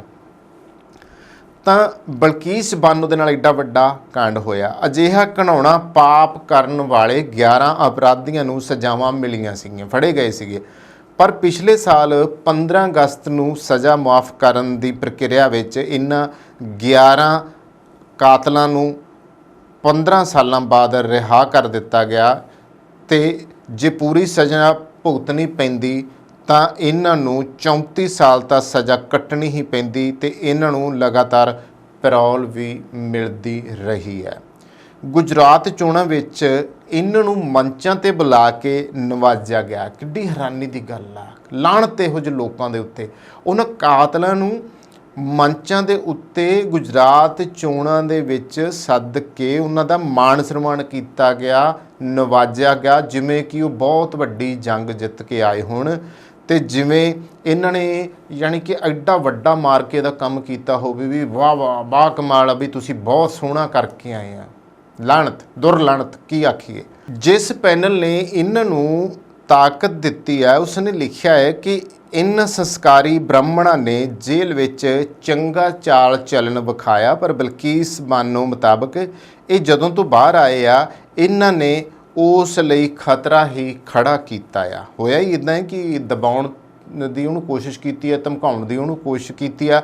ਤੇ ਇਸੇ ਤਰ੍ਹਾਂ ਸੌਦਾ ਸਾਧ ਨੂੰ ਵੀ ਹਰਿਆਣਾ ਦੇ ਸਿਆਸਤਦਾਨਾਂ ਵੱਲੋਂ ਵਾਰ-ਵਾਰ ਜੇਲ੍ਹ 'ਚੋਂ ਪੈਰੋਲ ਮਿਲਦੀ ਹੈ ਤੇ ਸਿਆਸਤਦਾਨ ਉਸ ਦੇ ਸਾਹਮਣੇ ਚੋਣਾਂ ਵਕਤ ਹੱਥ ਜੋੜ ਕੇ ਖੜੇ ਹੋ ਜਾਂਦੇ ਆ। ਉਹ ਵੀ ਬਲਾਤਕਾਰੀ ਕਾਤਲ ਹੈ ਜਿਸ ਨੂੰ ਪੰਜਾਬ ਵਿੱਚ ਸਿੱਖ ਧਰਮ ਦਾ ਦੋਸ਼ੀ ਮੰਨਿਆ ਜਾਂਦਾ ਆ। ਉਹ ਅੱਜ ਵੀ ਜੇਲ੍ਹ ਤੋਂ ਪੈਰੋਲ 'ਤੇ ਆ ਕੇ ਸਿੱਖ ਜਜ਼ਬਾਤਾਂ ਨੂੰ ਠੇਸ ਪਹੁੰਚਾਉਣ ਦਾ ਕੰਮ ਕਰਦਾ ਹੈ। ਫਿਰ ਵੀ ਉਹ ਵੋਟਾਂ ਦੇ ਭਿਖਾਰੀ ਸਿਆਸਤਦਾਨਾਂ ਨੂੰ ਚੰਗਾ ਲੱਗਦਾ ਆ। ਇਹ ਹਾਲਤ ਆ ਸੌਦੇ ਸਾਧ ਦੀ, ਕਿਉਂਕਿ ਹਰਿਆਣੇ ਵਾਲੀਆਂ ਜਦੋਂ ਇਲੈਕਸ਼ਨਾਂ ਨੇੜੇ ਆਉਂਦੀਆਂ ਉਹਨੂੰ ਪੈਰੋਲ ਦਿੱਤੀ ਜਾਂਦੀ ਆ। ਉਹ ਆ ਕੇ ਫਿਰ ਜੋ ਕੁਛ ਮਰਜ਼ੀ ਸਾਧੜਾ ਕਰਦਾ ਆ ਤੇ ਉਹ ਲੋਕ ਜਿਹੜੇ ਆ ਚਾਹੇ ਹਰਿਆਣੇ ਦੇ ਅਧਿਕਾਰੀ ਹੋਣ, ਹਰਿਆਣੇ ਦੇ ਚਾਹੇ ਉਹ ਲੀਡਰ ਹੋਣ, ਉਹ ਜਾ ਕੇ ਉਹਦੀ ਮੁੱਠੀ ਚਾਪੀ ਕਰਦੇ ਆ, ਉਹਦੀ ਉਸਤਤ ਕਰਦੇ ਆ, ਉਹਨੂੰ ਪਿਤਾ ਜੀ ਕਹਿ ਕੇ ਸੰਬੋਧਨ ਕਰਦੇ। ਇੱਕ ਕਾਤਲ ਬਲਾਤਕਾਰੀ ਸਾਧ ਨੂੰ ਪਿਤਾ ਜੀ ਕਹਿ ਕੇ ਸੰਬੋਧਨ ਕੀਤਾ ਜਾ ਰਿਹਾ। ਤੇ ਜਿਹੜੇ ਉਹ ਲੋਕ ਆ ਜਿਹੜੇ ਅੰਨੀ ਸ਼ਰਧਾ ਦੇ ਵਿੱਚ ਭੰਗੜੇ ਪਾਈ ਜਾਂਦੇ ਆ, ਹੱਥ ਜੋੜੀ ਜਾਂਦੇ ਆ। ਐਤਕੀ ਵੀ ਸਲਾਬਤਪੁਰੇ ਦੇ ਵਿੱਚ ਸੌਦੇ ਸਾਧ ਦੇ ਬਾਹਰ ਆਉਣ ਤੇ ਪਰੌਲ ਦੇ ਉੱਤੇ ਇੱਕ ਵੱਡਾ ਸਤਸੰਗ ਹੋਇਆ। ਸਰਕਾਰਾਂ ਦੀ ਸ਼ਹਿ ਤੋਂ ਬਿਨਾਂ ਨਹੀਂ ਸੀ ਹੋ ਸਕਦਾ, ਔਰ ਇਹ ਸਾਡੇ ਦੇਸ਼ ਦੇ ਸੰਵਿਧਾਨ ਦੀਆਂ, ਸਾਡੇ ਦੇਸ਼ ਦੇ ਕਾਨੂੰਨ ਦੀਆਂ ਧੱਜੀਆਂ ਉਡਾਉਣ ਵਾਲੀ ਗੱਲ ਕੀਤੀ ਆ, ਅਪਮਾਨ ਕਰਨ ਵਾਲਾ ਕੰਮ ਕੀਤਾ ਆ ਕਿ ਕੋਈ ਵੀ ਕਾਤਲ ਤੇ ਬਲਾਤਕਾਰੀ ਕੋਈ ਵੀ ਹੋਵੇ ਉਹ ਬਾਹਰ ਆ ਕੇ, ਖਾਸ ਤੌਰ ਤੇ ਜੇ ਉਹ ਸਾਧ ਹੋਵੇ ਤੇ ਫਿਰ ਵੀ ਉਹ ਸਤਸੰਗ ਕਰੀ ਜਾਵੇ, ਤੇ ਇਹ ਬੜੀ ਹੈਰਾਨੀ ਦੀ ਗੱਲ ਹੈ। ਇੱਥੇ ਬਲਾਤਕਾਰਾਂ ਦੇ ਕੇਸ ਦੇ ਵਿੱਚ ਆਸਾਰਾਮ ਬਾਪੂ ਦੀ ਅਗਰ ਮੈਂ ਇੱਥੇ ਗੱਲ ਕਵਾਂ ਨਾ, ਤੇ ਉਹਦੇ ਕੋਲੇ ਦੇਸ਼ ਦੀ ਸ਼ਾਇਦ ਹੀ ਕੋਈ ਹਸਤੀ ਹੋਵੇ ਜਿਹੜੀ ਨਾ ਗਈ ਹੋਵੇ। ਚਾਹੇ ਉਹ ਅਟਲ ਬਿਹਾਰੀ ਵਾਜਪਾਈ ਸੀ, ਚਾਹੇ ਉਹ ਨਰਿੰਦਰ ਮੋਦੀ ਸੀ, ਚਾਹੇ ਉਹ ਅਮਿਤ ਸ਼ਾਹ ਸੀ, ਚਾਹੇ ਰਾਜਨਾਥ ਵਰਗੇ ਆਗੂ ਸੀਗੇ, ਇੱਥੋਂ ਤੱਕ ਕਿ ਨਵਜੋਤ ਸਿੰਘ ਸਿੱਧੂ ਵਰਗੇ ਜਿਹੜੇ ਸੀ ਉਹ ਵੀ ਉੱਥੇ ਜਾਂਦੇ ਸੀਗੇ। ਔਰ ਸਾਡੇ ਇੱਥੇ ਤਾਂ ਬਾਦਲਾਂ ਦੀ ਗੱਲ ਵੀ ਅਸੀਂ ਕਰ ਲਈਏ ਤੇ ਇਹਨਾਂ ਦੀਆਂ ਬਹੁਤ ਸਾਰੀਆਂ ਤਸਵੀਰਾਂ ਜਿਹੜੀਆਂ ਨੇ ਉਹ ਸਾਹਮਣੇ ਆਈਆਂ ਕਿ ਉਹ ਸੌਦਾ ਸਾਧ ਦੇ ਕੋਲੇ ਜਾ ਕੇ ਬੈਠੇ ਸੀ, ਉਹਦੇ ਮੂਹਰੇ ਹੱਥ ਬੰਨ੍ਹ ਕੇ ਬੈਠੇ ਸੀਗੇ, ਔਰ ਜਿਨ੍ਹਾਂ ਦੇ ਨਾਂ ਦੇ ਉੱਤੇ ਉਹ ਪੰਥਕ ਪਾਰਟੀ ਚੱਲਦੀ ਸੀਗੀ ਉਹ ਵੀ ਇਹੋ ਜਿਹੇ ਸਾਧ ਦੇ ਮੂਹਰੇ ਜਾ ਕੇ ਬਹਿੰਦੇ ਸੀਗੇ। ਇਹ ਉਹੀ ਸਾਧ ਆ ਜਿਹਨੇ ਸਿੱਖੀ ਦੀਆਂ ਜੜ੍ਹਾਂ 'ਚ ਤੇਲ ਦਿੱਤਾ ਆ। ਇਹ ਉਹੀ ਸਾਧ ਲੈਣਾ ਆ ਪੰਜਾਬ ਨੂੰ ਬਰਬਾਦ ਕਰਨ ਵਿੱਚ ਇਹਨਾਂ ਡੇਰੇਦਾਰਾਂ ਦਾ ਜਿਹੜਾ ਵੱਡਾ ਰੋਲ ਆ। ਔਰ ਇਹਨਾਂ ਡੇਰੇਦਾਰਾਂ ਦੀਆਂ ਕਿਹੜੀਆਂ ਕਰਤੂਤਾਂ ਤੁਹਾਨੂੰ ਦੱਸੀਏ। ਪੰਜਾਬ ਦੇ ਵਿੱਚ ਇਹੋ ਜਿਹੇ ਜਿਹੜੇ ਬਣੇ ਹੋਏ ਕਈ ਡੇਰੇ ਆ, ਉਹਨਾਂ ਦੀਆਂ ਜਿਹੜੀਆਂ ਨਿੱਜੀ ਕਰਤੂਤਾਂ ਆ, ਕੋਈ ਤਾਂ ਲੈਂਡ ਮਾਫੀਆ ਆ, ਤੇ ਕੋਈ ਇਹ ਬਲਾਤਕਾਰੀ ਆ, ਤੇ ਕੋਈ ਕਾਤਲ ਆ, ਤੇ ਕੋਈ ਲੜਾਈ ਝਗੜਿਆਂ ਦੇ ਵਿੱਚ ਪਿਆ ਹੋਇਆ, ਤੇ ਕੋਈ ਜ਼ਮੀਨੀ ਪ੍ਰਾਪਰਟੀਆਂ ਦੀਆਂ ਲੜਾਈਆਂ ਦੇ ਵਿੱਚ ਪਿਆ ਹੋਇਆ। ਇਹਨਾਂ ਤੋਂ ਤੁਸੀਂ ਕੀ ਤਵੱਕੋ ਕਰ ਸਕਦੇ ਹੋ? ਤੇ ਫਿਰ ਦੂਜੇ ਪਾਸੇ ਇਹੀ ਨਹੀਂ, ਕਈ ਸਾਧ ਇੱਥੇ ਇਹੋ ਜਿਹੇ ਬੈਠੇ ਆ ਜਿਨ੍ਹਾਂ ਦੇ ਉੱਤੇ ਜਿਣਸੀ ਸ਼ੋਸ਼ਣ ਕਰਨ ਦੇ ਹੀ ਇਲਜ਼ਾਮ ਲੱਗੇ ਨੇ। ਜੇਲ੍ਹਾਂ ਦੇ ਵਿੱਚ ਅੱਜ ਵੀ ਉਹ VIP ਟਰੀਟਮੈਂਟ ਦੇ ਵਿੱਚ ਬੈਠੇ ਨੇ। ਜੇਲ੍ਹਾਂ ਦੇ ਅਧਿਕਾਰੀ ਅੱਜ ਵੀ ਉਹਨਾਂ ਦੀ ਬੈਰਕ ਦੇ ਮੂਹਰੇ ਹੱਥ ਬੰਨ੍ਹ ਕੇ ਖੜ੍ਹਦੇ ਨੇ। ਅੱਜ ਵੀ ਉਹਨਾਂ ਦੇ ਨਾਲ ਮੁਜਰਮਾਂ ਵਾਲਾ ਨਹੀਂ, ਸਗੋਂ VIP ਪਰਸਨ ਦੇ ਨਾਲ ਜੋ ਸਲੂਕ ਕੀਤਾ ਜਾਂਦਾ ਆ ਉੱਦਾਂ ਦਾ ਵਿਹਾਰ ਕੀਤਾ ਜਾਂਦਾ ਆ। ਇਹ ਸਥਿਤੀਆਂ ਬਣੀਆਂ ਹੋਈਆਂ। ਤਾਂ ਹੁਣ ਦੇਖੋ ਹੈਰਾਨੀ ਇਸ ਗੱਲ ਦੀ ਹੈਗੀ ਆ, ਭਨਿਆਰਾਂ ਵਾਲਾ ਸਾਧ ਹੁਸ਼ਿਆਰਪੁਰ ਦੇ ਬਿਲਕੁਲ ਲਾਗੇ ਊਨੇ ਨੂੰ ਜਾਈਏ ਤੇ ਉੱਥੇ ਉਹਦਾ ਡੇਰਾ ਭਨਿਆਰਾ ਸੀ, ਹੁਣ ਤਾਂ ਉਹ ਮਰ ਗਿਆ। ਉਹ ਸਾਧ ਨੇ ਵੀ ਐਡਾ ਕੁ ਗੰਦ ਪਾਇਆ ਹੋਇਆ ਸੀਗਾ ਕਿ ਇੱਕ ਉਹ ਜੰਗਲਾਤ ਮਹਿਕਮੇ ਦੇ ਵਿੱਚ ਜਿਵੇਂ ਕਹਿੰਦੇ ਨੇ ਚੌਕੀਦਾਰਾ ਕਰਨ ਵਾਲਾ ਸਾਧ, ਉਹ ਆਪਣੇ ਆਪ ਦੀ ਜਿਹੜੀ ਤੁਲਨਾ ਆ ਉਹ ਗੁਰੂ ਗੋਬਿੰਦ ਸਿੰਘ ਜੀ ਦੇ ਨਾਲ ਕਰਦਾ ਸੀਗਾ। ਉਸੇ ਤਰ੍ਹਾਂ ਉਹਨੇ ਰੱਥ ਰੱਖਿਆ ਹੋਇਆ ਸੀਗਾ, ਉਹਦੇ ਨਾਲ ਉਹਦੀ ਜਨਾਨੀ ਬੈਠੀ ਹੁੰਦੀ ਸੀਗੀ, ਨਾਲ ਉਹਦੇ 2 ਜਵਾਕ ਸੀਗੇ ਜਿਨ੍ਹਾਂ ਨੂੰ ਸਾਹਿਬਜ਼ਾਦੇ ਦੱਸਦਾ ਹੁੰਦਾ ਸੀਗਾ। ਹੱਥ ਦੇ ਉੱਤੇ ਉਹਨੇ ਉਵੇਂ ਬਾਜ ਬਾਇਆ ਸੀ, ਪਹਿਰਾਵਾ ਵੀ ਉਹ ਉੱਦਾਂ ਹੀ ਪਾਉਂਦਾ ਸੀ। ਹਾਲਾਂਕਿ ਸਿੱਖਾਂ ਨੇ ਉਹਦਾ ਬਹੁਤ ਵਿਰੋਧ ਕੀਤਾ, ਪਰ ਇੱਥੋਂ ਦੇ ਅਨਪੜ੍ਹ ਜਾਹਿਲ ਉਹ ਜੱਟ ਲੋਕਾਂ ਨੇ ਉਹਨੂੰ ਵੀ ਇੰਨਾ ਕੁ ਪੈਸੇ ਵਾਲਾ ਬਣਾਤਾ ਕਿ ਉਹਦਾ ਡੇਰਾ ਐਡਾ ਵੱਡਾ ਉਸਰ ਗਿਆ। ਉੱਥੇ ਜਾ ਕੇ ਵੇਖਣ ਵਾਲਾ ਸੀ, ਵੱਡੇ ਹਾਲ ਕਮਰੇ ਬਣਾਏ ਗਏ ਆ। ਉਹਨੇ ਭਵ ਸਾਗਰ ਨਾਂ ਦਾ ਆਪਦਾ ਇੱਕ ਗ੍ਰੰਥ ਜਿਹੜਾ ਸੀਗਾ ਉਹ ਵੀ ਲਿਖਵਾਇਆ ਹੋਇਆ ਸੀਗਾ, ਜਿਹਦੇ ਵਿੱਚ ਉਹ ਲੋਕਾਂ ਨੂੰ ਚੈਲੰਜ ਕਰਕੇ ਕਹਿੰਦਾ ਹੁੰਦਾ ਸੀਗਾ ਵੀ ਤੁਹਾਡੇ ਖਾਸ ਤੌਰ ਦੇ ਉੱਤੇ ਸਿੱਖਾਂ ਨੇ ਜਿਹੜਾ ਗੁਰੂ ਗ੍ਰੰਥ ਸਾਹਿਬ ਲਿਖਿਆ ਆ ਉਹਦੇ ਨਾਲੋਂ ਵੱਡਾ ਗ੍ਰੰਥ ਤਾਂ ਮੈਂ ਲਿਖਿਆ। ਇਹੋ ਜਿਹੀਆਂ ਕੁਝੀਆਂ ਹਰਕਤਾਂ ਕਰਨ ਵਾਲਾ ਭਣਿਆਰਾ ਸਾਧ, ਤੇ ਸਰਕਾਰਾਂ ਨੇ ਵੀ ਉਹਨੂੰ ਕਦੇ ਨੱਥ ਨਹੀਂ ਸੀ ਪਾਈਗੀ, ਤੇ ਉਹ ਪੰਜਾਬ ਦਾ ਮਾਹੌਲ ਖਰਾਬ ਕਰਨ ਦੇ ਵਿੱਚ ਉਹਦਾ ਵੱਡਾ ਯੋਗਦਾਨ ਰਿਹਾ ਆ। ਸੋ ਸਾਡੀ ਜਿਹੜੀ ਜਨਤਾ ਆ, ਬਜਾਏ ਕਿ ਉਹ ਅੱਖਾਂ ਖੋਲ੍ਹ ਕੇ ਇਹਨਾਂ ਸਾਧੜਿਆਂ ਦੇ ਜਿਹੜੀਆਂ ਗੱਲਾਂ ਆ ਉਹ ਪੱਟੇ, ਤਾਂ ਉਹ ਚੀਜ਼ਾਂ ਨੂੰ ਪੱਟਿਆ ਨਹੀਂ ਗਿਆ, ਬਲਕਿ ਬਹੁਤੇ ਲੋਕ ਜਿਹੜੇ ਆ ਉਹਨਾਂ ਨੂੰ ਪੂਜਦੇ ਆ। ਔਰ ਇਹੋ ਜਿਹੇ ਸਾਧ ਲਾਣੇ ਵੀ ਇੱਥੇ ਬੈਠੇ ਆ ਜਿਨ੍ਹਾਂ ਦੇ ਦਿਮਾਗਾਂ 'ਚੋਂ ਜਾਤ ਦੇ ਕੀੜੇ ਨਹੀਂ ਜਾਂਦੇਗੇ। ਜਿਵੇਂ ਕਿ ਪੰਜਾਬ ਦੇ ਵਿੱਚ ਡੇਰਾ ਰੂਮੀ ਵਾਲਾ ਸੀਗਾ, ਤੇ ਉਹ ਵੀ ਇਹੋ ਜਿਹਾ ਸਾਧ ਸੀਗਾ ਜਿਹੜੇ ਨੇ ਖਾਸ ਤੌਰ ਦੇ ਉੱਤੇ ਬਾਹਰ ਲਿਖ ਕੇ ਲਗਵਾਇਆ ਹੋਇਆ ਸੀਗਾ ਕਿ ਇੱਥੇ ਚੌਥੇ ਪੈੜੇ ਵਾਲੇ, ਜਾਣੀ ਕਿ ਜਿਹੜੀਆਂ ਨੀਵੀਆਂ ਜਾਤਾਂ ਵਾਲੇ ਲੋਕ ਆ ਉਹਨਾਂ ਦਾ ਇਸ ਦਰਵਾਜ਼ੇ ਆਉਣਾ ਮਨਾ ਆ, ਇੱਥੇ ਲਿਖ ਕੇ ਲਗਾਇਆ ਹੋਇਆ। ਹਾਲਾਂਕਿ ਸ਼੍ਰੋਮਣੀ ਕਮੇਟੀ ਕੱਖ ਨਹੀਂ ਕਰ ਸਕੀ, ਅਕਾਲ ਤਖਤ ਸਾਹਿਬ ਵੱਲੋਂ ਕੱਖ ਨਹੀਂ ਉਹਦਾ ਕੁਛ ਵਿਗਾੜਿਆ ਗਿਆ। ਤੇ ਖਾਸ ਤੌਰ ਤੇ ਇਹ ਵੀ ਪਤਾ ਲੱਗਿਆ ਕਿ ਜਦੋਂ ਉਹ ਸਾਧ ਮਰਿਆ ਤੇ ਉਹਦਾ ਪੂਰੇ ਉਸ ਇਲਾਕੇ 'ਚ ਭੁੱਚੋ ਦੇ ਨੇੜੇ ਪੂਰਾ ਉਹਦਾ ਜਲੂਸ ਜਿਹੜਾ ਸੀ ਉਹ ਕੱਢਿਆ ਸੀ, ਉਹਦੀ ਲਾਸ਼ ਨੂੰ ਲੈ ਕੇ, ਉਹਦੀ ਦੇਹ ਨੂੰ ਲੈ ਕੇ, ਤੇ ਉਹਦੇ ਮਗਰ ਹਜ਼ਾਰਾਂ ਦੀ ਗਿਣਤੀ ਵਿੱਚ ਟੋਲਾ ਸੀਗਾ। ਦੇਖੋ ਕਿੱਧਰ ਨੂੰ ਤੁਰ ਪਈ ਜਨਤਾ।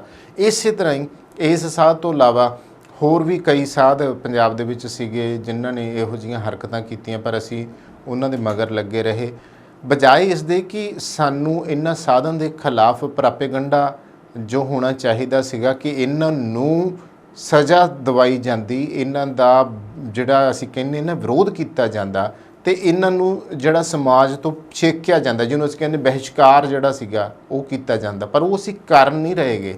ਅਸੀਂ ਤਾਂ ਫਿਰ ਇਹਨਾਂ ਦੀ ਪੂਜਾ ਅਰਚਨਾ ਦੇ ਵਿੱਚ ਲੱਗ ਗਏ ਹਾਂ। ਤੇ ਹੁਣ ਸਵਾਲ ਇਹਨਾਂ 11 ਬਲਾਤਕਾਰੀਆਂ ਤੇ ਕਾਤਲਾਂ ਤੇ ਸੌਦਾ ਸਾਧ ਜੋ ਬਲਾਤਕਾਰੀ ਵੀ ਆ ਤੇ ਕਾਤਲ ਵੀ ਸਾਬਤ ਹੋ ਚੁੱਕਾ ਹੈ ਬਾਰੇ ਨਿਆਂਪਾਲਕਾਂ ਨੇ ਇਹਨਾਂ ਉੱਤੇ ਲੱਗੇ ਗੰਭੀਰ ਦੋਸ਼ਾਂ ਉੱਤੇ ਛਾਣਬੀਨ ਕਰਨਾ ਤੇ ਕਰਵਾਉਣ ਮਗਰੋਂ ਆਪਣੀ ਮੋਹਰ ਲਗਾ ਦਿੱਤੀ ਹੈ। ਇਸ ਲਈ ਉਸ ਬਾਰੇ ਕੋਈ ਸਵਾਲ ਨਹੀਂ ਕਰਨਾ ਬਣਦਾ। ਸਵਾਲ ਸਿਆਸਤਦਾਨਾਂ ਬਾਰੇ ਵੀ ਕਰਨ ਦੀ ਲੋੜ ਨਹੀਂ ਹੈ, ਕਿਉਂਕਿ ਇਹ ਜਿਹੜੀ ਸ਼੍ਰੇਣੀ ਹੈ ਨਾ ਵੋਟ ਦੀ ਇੰਨੀ ਭੁੱਖੀ ਹੁੰਦੀ ਹੈ ਕਿ ਵੋਟਾਂ ਲਈ ਕਿਸੇ ਵੀ ਹੱਦ ਤੱਕ ਹੇਠਾਂ ਡਿੱਗ ਸਕਦੀ ਹੈ ਤਾਂ ਕਿ ਉਹਨਾਂ ਦੀ ਜਿਹੜੀ ਕੁਰਸੀ ਹੈ ਉਹ ਬਚੀ ਰਹੇ। ਪਰ ਸਵਾਲ ਭਾਰਤ ਦੀ ਜਨਤਾ ਨੇ ਨੂੰ ਕਰਨਾ ਬਾਕੀ ਹੈ ਕਿ ਤੁਸੀਂ ਇਸ ਕਦਰ ਲਾਪਰਵਾਹ ਹੋ ਚੁੱਕੇ ਹੋ ਕਿ ਤੁਹਾਨੂੰ ਬਲਾਤਕਾਰੀ ਕਾਤਲਾਂ ਦੇ ਪਿੱਛੇ ਲੱਗਣ ਦੇ ਵਿੱਚ ਹੁਣ ਕੋਈ ਬੁਰਾਈ ਨਜ਼ਰ ਨਹੀਂ ਆਉਂਦੀ। ਇੱਕ ਲੋਕਤੰਤਰੀ ਦੇਸ਼ ਦੀ ਰੂਹ ਉਸ ਦੀ ਜਨਤਾ ਵਿੱਚ ਵਸਦੀ ਹੈ। ਦੇਖੋ, ਤੇ ਜੋ ਆਪਣੇ ਸਿਆਸਤਦਾਨਾਂ ਨੂੰ ਵੋਟ ਦੇ ਕੇ ਚੁਣਦੀ ਹੈ, ਪਰ ਜੇ ਜਨਤਾ ਹੀ ਇਸ ਤਰ੍ਹਾਂ ਦੇ ਅਪਰਾਧੀਆਂ ਦੇ ਕਹਿਣ ਤੇ ਵੋਟ ਪਾਊਗੀ ਤੇ ਫਿਰ ਗਲਤੀ ਸਿਆਸਤਦਾਨਾਂ ਦੀ ਨਹੀਂ ਮੰਨੀ ਜਾਵੇਗੀ। ਜੇ ਕਿਸੇ ਵੀ ਭਾਰਤੀ ਨਾਗਰਿਕ ਨੂੰ ਬਲਕੀਸ ਬਾਨੋ ਦੇ ਬਲਾਤਕਾਰੀਆਂ ਤੇ ਉਸਦੇ ਪਰਿਵਾਰ ਦੇ ਕਾਤਲਾਂ ਵਿੱਚ ਬ੍ਰਾਹਮਣੀ ਸੰਸਕਾਰ ਝਲਕਦੇ ਨਜ਼ਰ ਆਉਂਦੇ ਆ ਤਾਂ ਸਿਰਫ ਇਸ ਕਰਕੇ ਹੈ ਕਿ ਬਲਕੀਸ ਬਾਨੋ ਮੁਸਲਮਾਨ ਹੈ। ਜੇ ਸਾਧ ਬਾਰੇ ਇਹ ਨਹੀਂ ਮੰਨਿਆ ਜਾ ਰਿਹਾ ਕਿ ਉਸਨੇ ਸਿੱਖਾਂ ਦੇ ਦਿਲਾਂ ਨੂੰ ਠੇਸ ਪਹੁੰਚਾਈ ਹੈ, ਤਾਂ ਇਸ ਵਿੱਚ ਕੋਈ ਸ਼ੱਕ ਨਹੀਂ ਰਹਿ ਜਾਂਦਾ ਕਿ ਸਾਡੇ ਦੇਸ਼ ਦੀ ਜਿਹੜੀ ਹੈ ਉਹ ਰੂਹ ਮਰ ਚੁੱਕੀ ਆ, ਸਾਡੇ ਦੇਸ਼ ਦੇ ਲੋਕਾਂ ਦਾ ਜ਼ਮੀਰ ਮਰ ਚੁੱਕਿਆ ਆ। ਅਫਸੋਸ ਹੈ, ਮਰ ਚੁੱਕੇ ਜ਼ਮੀਰ ਵਾਲਿਆਂ ਨੂੰ ਮੈਂ ਕੀ ਕਹਾਂ। ਜੇ ਜਾਗਦੇ ਜ਼ਮੀਰ ਵਾਲੇ ਹੁੰਦੇ ਤਾਂ ਇਹਨਾਂ ਬਲਾਤਕਾਰੀਆਂ ਤੇ ਕਾਤਲਾਂ ਦੀ ਉਸਤਤ ਨਾ ਕਰਦੇ, ਪੂਜਾ ਨਾ ਕਰਦੇ ਤੇ ਉਹਨਾਂ ਨੂੰ ਨਵਾਜ਼ਦੇ ਨਾ, ਉਹਨਾਂ ਦਾ ਮਾਣ ਸਤਿਕਾਰ ਨਾ ਕਰਦੇ। ਪਰ ਫਿਰ ਵੀ ਇਹ ਕਿਹਾ ਜਾ ਸਕਦਾ ਕਿ ਲਾਹਨਤ ਇਹੋ ਜਿਹੇ ਲੋਕਾਂ ਦੇ ਉੱਤੇ ਜਿਨ੍ਹਾਂ ਦੇ ਜ਼ਮੀਰ ਮਰ ਚੁੱਕੇ ਆ, ਜਿਹੜੇ ਅੱਖਾਂ ਖੋਲ੍ਹ ਹੀ ਨਹੀਂ ਸਕਦੇ। ਪਰ ਕਹਿੰਦੇ ਨਹੀਂ ਮਰਿਆਂ ਨੇ ਕੀ ਜਾਗਣਾ ਹੁੰਦਾ ਆ। ਸਥਿਤੀਆਂ ਵਾਕਈ ਗੰਭੀਰ ਆ। ਕਾਸ਼ ਬਾਕੀ ਦੇ ਜਿਹੜੇ ਜਾਗਰੂਕ ਲੋਕ ਆ, ਜੇ ਉਹ ਚਾਹੁਣ, ਜੇ ਉਹ ਤਹਈਆ ਕਰਨ ਤੇ ਇਹੋ ਜਿਹੇ ਬਲਾਤਕਾਰੀਆਂ ਦਾ, ਅਜਿਹੇ ਕਾਤਲਾਂ ਦਾ ਹਮੇਸ਼ਾ ਦੇ ਲਈ ਬਾਈਕਾਟ ਕੀਤਾ ਜਾ ਸਕਦਾ ਆ। ਕਾਸ਼ ਕਿ ਜਾਗਦੀ ਜ਼ਮੀਰ ਵਾਲੇ ਲੋਕ ਬਣ ਜਾਣ। ਸੋ ਦੋਸਤੋ, ਇਹ ਸੀ ਦੋ ਖਬਰਾਂ ਜਿਨ੍ਹਾਂ ਦੇ ਉੱਤੇ ਗੱਲਬਾਤ ਕੀਤੀ। ਇੱਥੇ ਹੀ ਸਮਾਪਤੀ ਕਰਦੇ ਹਾਂ। ਕੈਮਰਾ ਪਰਸਨ ਜਸ਼ਨਦੀਪ ਦੇ ਨਾਲ ਕਮਲਜੀਤ ਸਿੱਧੂ ਦਾ ਪੰਜਾਬ ਟਾਕਸ ਚੈਨਲ। ਜਦੋਂ ਯੂਐਸ ਅਤੇ ਕੈਨੇਡਾ ਵਿਚਕਾਰ ਸਰਹੱਦ ਪਾਰ ਸ਼ਿਪਿੰਗ ਦੀ ਗੱਲ ਆਉਂਦੀ ਹੈ ਤਾਂ ਤੁਹਾਨੂੰ ਲੋੜ ਹੈ ਅਜਿਹੀ ਕੰਪਨੀ ਦੀ ਜਿਸ ਤੇ ਤੁਸੀਂ ਭਰੋਸਾ ਕਰ ਸਕੋ, ਜਿਸ ਕੋਲ ਕੰਮ ਨੂੰ ਸਹੀ ਢੰਗ ਨਾਲ ਕਰਨ ਦਾ ਅਨੁਭਵ, ਮੁਹਾਰਤ ਅਤੇ ਸਰੋਤ ਹੋਣ। ਤੁਹਾਨੂੰ ਲੋੜ ਹੈ ਫੋਰਟਰੈਕਸ ਦੀ। ਉੱਤਰੀ ਅਮਰੀਕਾ ਵਿੱਚ ਪ੍ਰਮੁੱਖ ਕ੍ਰਾਸ ਬਾਰਡਰ ਟਰੱਕਿੰਗ ਲਈ ਸਭ ਤੋਂ ਭਰੋਸੇਮੰਦ ਅਤੇ ਤਜਰਬੇਕਾਰ ਕੰਪਨੀ। ਸਤਿ ਸ਼੍ਰੀ ਅਕਾਲ ਜੀ, ਵੈਲਕਮ ਟੂ ਫੋਰਟਰੈਕਸ, ਤੁਹਾਡੀ ਆਪਣੀ ਨਾਰਥ ਅਮਰੀਕਾ ਵਾਈਡ ਕੰਪਨੀ। ਫੋਰਟਰੈਕਸ ਤੁਹਾਨੂੰ ਪ੍ਰੋਵਾਈਡ ਕਰਦੀ ਹੈ ਕੈਨੇਡਾ ਵਾਈਡ ਅਤੇ ਕ੍ਰਾਸ ਬਾਰਡਰ ਟਰਾਂਸਪੋਰਟ ਸਰਵਿਸਿਜ਼, ਜਿੱਥੇ ਕਿ ਡੈਡੀਕੇਟਿਡ ਰਨਸ ਕੈਲੀਫੋਰਨੀਆ ਤੇ ਟੈਕਸਸ ਦੇ ਨਾਲ ਕੈਨੇਡਾ ਵਾਈਡ ਫਲੈਕਸੀਬਲ ਵਰਕ ਵੀ ਪ੍ਰੋਵਾਈਡ ਕੀਤਾ ਜਾਂਦਾ ਹੈ।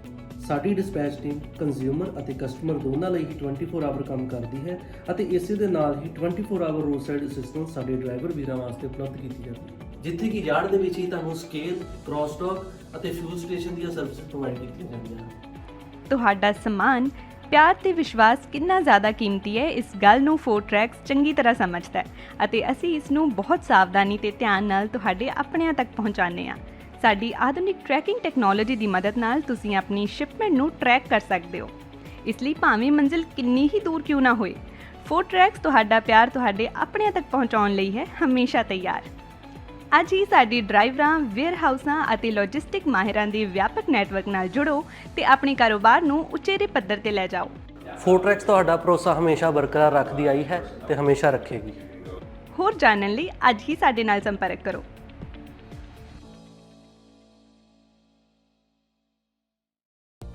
Bed hair day, don't worry, ਅਸੀਂ ਤੁਹਾਡੀ ਹਰ ਜ਼ਰੂਰਤ ਨੂੰ ਸਮਝਦੇ ਹਾਂ।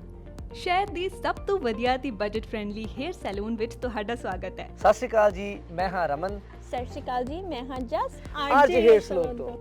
ਸਾਡੇ ਟੈਲੈਂਟਡ ਸਟਾਈਲਿਸਟ ਤੁਹਾਨੂੰ ਆਪਣੀ ਪਸੰਦ ਅਨੁਸਾਰ ਹੇਅਰ ਕੱਟ, ਕਲਰ ਅਤੇ ਸਟਾਈਲ ਦਿੰਦੇ ਨੇ ਜੋ ਤੁਹਾਡੀ ਲੁੱਕ ਨੂੰ ਸੂਟ ਕਰਦਾ ਹੈ।